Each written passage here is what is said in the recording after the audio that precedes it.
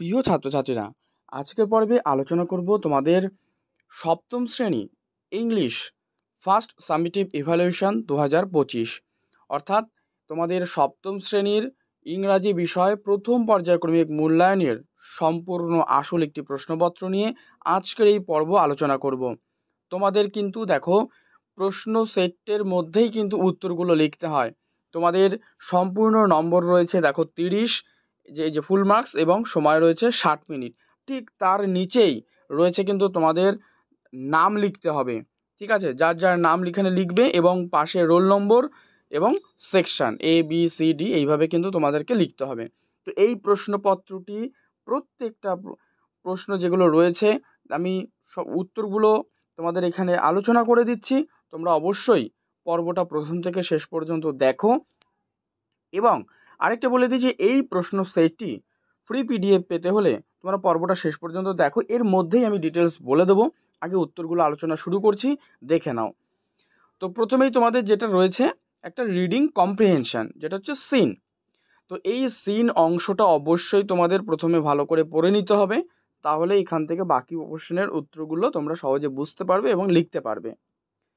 সেক্ষেত্রে তোমাদের বলে দিই যে সিনটা রয়েছে, দেখো বলাই রয়েছে যে read the text carefully and answer the question.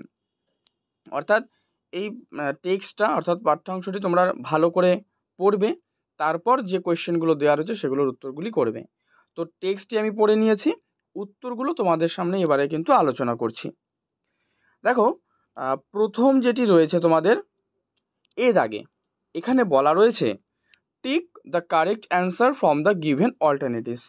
যে প্রশ্নটি রয়েছে এখানে দুটো প্রশ্ন রয়েছে, টিক মার্ক দিতে হবে। প্রথম প্রশ্ন, the youngest girl of the merchant was, দেখো তিনটে অপশান রয়েছে, এলিনা, জেনিফার আর হচ্ছে বেলি। তো তোমরা উত্তর করবে অপশান সি, বেলি হয়ে যাবে সঠিক উত্তর। অবশ্যই টিক মার্কস কিন্তু তোমরা প্রত্যেকেই বক্সের মধ্যেই দেবে, ঠিক আছে? 2 নম্বর প্রশ্ন, the youngest daughter asked her father to bring. এখানেও তিনটে অপশান রয়েছে, দেখো একটা রয়েছে জুয়েলস, ড্রেসেস আর রেয়ার হর্স, তিনটে। তো উত্তর করো অপশান সি, আর রেয়ার রোজ, ঠিক আছে? তাহলে the youngest daughter asked to father to bring আর রেয়ার রোজ। এবারে চলে যাও অপশান বিতে। এখানে বলা রয়েছে complete the following sentence with information from the text.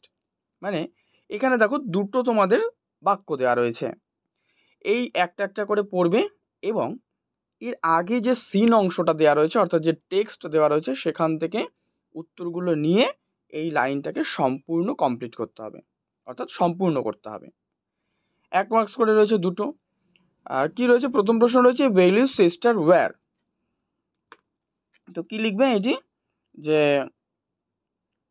এক্ষেত্রে উত্তর লিখবে বেলিজ সিস্টার ওয়্যার, এটা লিখবে যে উইকেট অ্যান্ড শেলফিশ, ঠিক আছে?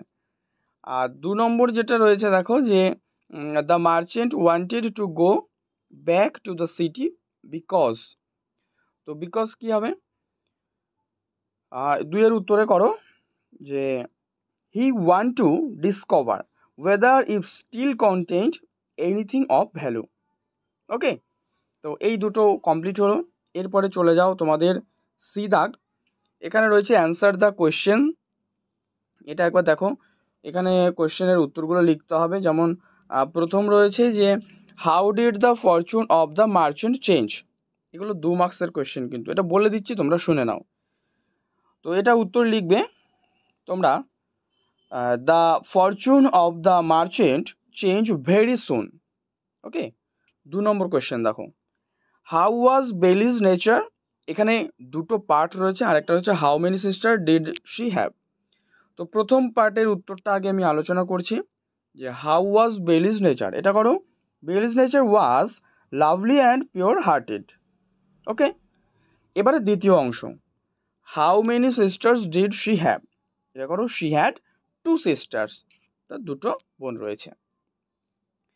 চলে যাও পরবর্তী ডি দাগ, ডি এ রয়েছে the meanings of certain words are given here, identify those words from the text.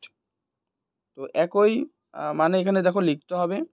তো টেম্পেস্ট, ঠিক আছে, টেম্পেস্ট এটা মানে হচ্ছে ঝড়। তো তোমাদের পাঠ্যাংশ থেকে লিখতে হবে, দেখবে প্রথম প্যারাতেই কিন্তু রয়েছে যে টেম্পেস্ট এটা করো স্টোম, ঝড়। আর 2 নম্বর যেটি রয়েছে প্যালেস, এটা করবে ম্যানশন, একেবারে প্রথম লাইনেই কিন্তু মাঝ বরাবর রয়েছে ওই টেক্সটটির, ঠিক আছে। নেক্সট চলে যাও গ্রামার অ্যান্ড ভোকাবিউলারি। 2 নির্দেশ রয়েছে, দেখো fill in the blanks with appropriate article and preposition. তো এগুলো আগেও আমরা করেছি। তো আর্টিকেল প্রিপোজিশনটা কি, যে article preposition a and the form to এইগুলো কিন্তু বসাতে হয়। তো এখানে দেখো তোমাদের সেন্টেন্সটা দেওয়া রয়েছে যে one of dash earliest people, তাহলে এটা করো ওয়ান অফ দ্য, ঠিক আছে, THE, one of the earliest people dash record how hurricanes were different dash other storms was William Redfield. তো এটা আমি আর এবার পুরোটা উত্তর সহ বলছি। One of the earliest people record how hurricanes were different from, ঠিক আছে, different from the storms was William Redfield। এটা কমপ্লিট হলো। এবারে চলে যাও 3 দাগ। 3 দাগে দেখো 3 দাগে রয়েছে তোমাদের make sentences with the following pairs of homophones. এখানে আমি তোমাদেরকে একটু বুঝিয়ে দিই। দেখো এ দাগে যে দুটো বানান দেওয়া রয়েছে MET মেট আর MAT মেট, দুটোর উচ্চারণ কিন্তু একই, কিন্তু এর যে মানে সেই মানেটা কিন্তু আলাদা হবে। তো তোমাদের আমি একটা বাংলা শব্দ দিয়ে বুঝিয়ে দিই। ধরো দিন, দহস্যের দিন মানে কি, দিন যে সময়, সকালের যে সময়, প্রভাত, এটাকে বলা হচ্ছে, ঠিক আছে। আর দয় দীর্ঘী মূর্ধন্য দিন মানে কি দরিদ্র, এই পার্টটা বোঝার ঠিক এই রকমই কিন্তু ওই দুটোকে করতে হবে। তাহলে MET মেট এটা কি করবে, বাক্যে যেহেতু ব্যবহার করতে বলা হয়েছে, তাহলে লেখো যে week later I met him in the street. আর MAT মেট এটা করো a male bird sings to court a mate. Okay, এবারে চলে যাও পরবর্তীটায়। বিয়ে রয়েছে যে দেয়ার, দুটি দেয়ার, দেখো THERE দেয়ার। তো এটা করো there you see I am right, there you see I am right. আর 2 নম্বরে যেটা দেওয়া রয়েছে দেয়ার, এটা করো দে কেম ইন দেয়ার কার্স। আচ্ছা, এই যে প্রশ্নপত্রটি সম্পূর্ণ PDF তোমরা পেয়ে যাবে টেলিগ্রামে, যার লিঙ্ক এই ভিডিও ডেসক্রিপশন বক্সে কিন্তু দেওয়া রয়েছে। তো PDF-এ পাসওয়ার্ড দেওয়া রয়েছে, সেটাও তোমরা এই ভিডিওর মধ্যেই দেখতে পাবে, ঠিক আছে। সেখান থেকে গিয়ে তোমরা টেলিগ্রাম থেকে এই সম্পূর্ণ PDFটি ফ্রিতে কিন্তু ডাউনলোড করে নিতে পারবে। যাই হোক, তোমাদের বলে দিলাম। এবারে 4 দাগের উত্তরগুলো দেখে নাও। 4 দাগে রয়েছে কিন্তু write the plural form of the following nouns. যেমন প্রথমে রয়েছে ওয়াইফ, তাহলে এর প্লুরাল ফর্মে তোমরা করতে হবে। তো এটা তোমরা করে দাও ওয়াইফস, আমি এখানে বানানটা লিখে দিই, তাহলে আরও সুবিধা হবে তোমাদের। WIVES wife's. তারপরে হচ্ছে ম্যাঙ্গোস, ঠিক আছে, এই ম্যাঙ্গো বানানটা লিখে এর সাথে কি করবে, ES যোগ করে দেবে, ES। আর বি দাগে রয়েছে চার্চ, তাই তো, CHURCH, এটাও করে দাও, এর সাথে তুমি ES যোগ করে দাও, ব্যাস, চার্চেস, এটা হলো ওয়াইফস, ম্যাঙ্গো, ম্যাঙ্গোস। ক্লিয়ার, 3টে হয়ে গেল। 5 দাগ দেখে নাও। 5 দাগে রয়েছে complete the following sentences with the proper degree of adjectives. আচ্ছা, রয়েছে কি the owl is considered as the dash wise of all. তাহলে ওয়াইজ রয়েছে, এটা করো WISEST, ওয়াইজেস্ট।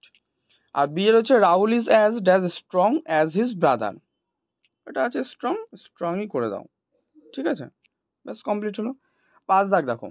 5 দাগে রাইটিং রয়েছে, এখানে বলা হচ্ছে যে write a short story in about 60 words using the following hints at a suitable title and a moral of the end. মানে তোমাকে এটা এই যে দেখো এই যে লাইন দুটো দেওয়া রয়েছে, এটা থেকে তোমাকে লিখতে হবে এর যে সাবটাইটেল অর্থাৎ হেডিং যেটা হবে সেটা তোমাকে লিখতে হবে, পাশাপাশি তোমাকে লিখতে হবে কিন্তু মোরাল অর্থাৎ নীতি কথা যেটা একদম শেষে, তো এই মোরালটা কিন্তু লিখতে হবে। এই হচ্ছে তোমাদের 8 নম্বর। অথবা তুমি এটা না লিখে তুমি এটাও লিখতে পারো যে describe your best friend 8 lines using suitable adjectives, ঠিক আছে, এটা নিয়েও তুমি কিন্তু লিখতে পারো।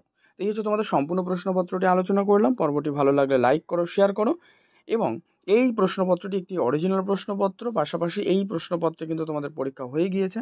তোমরা এটা নমুনা প্রশ্ন হিসাবে অবশ্যই প্র্যাকটিস করে নিও। পর্ব ভালো লাগলে লাইক করো, শেয়ার করো। চ্যানেলে নতুন হলে অবশ্যই সাবস্ক্রাইব করে রাখো।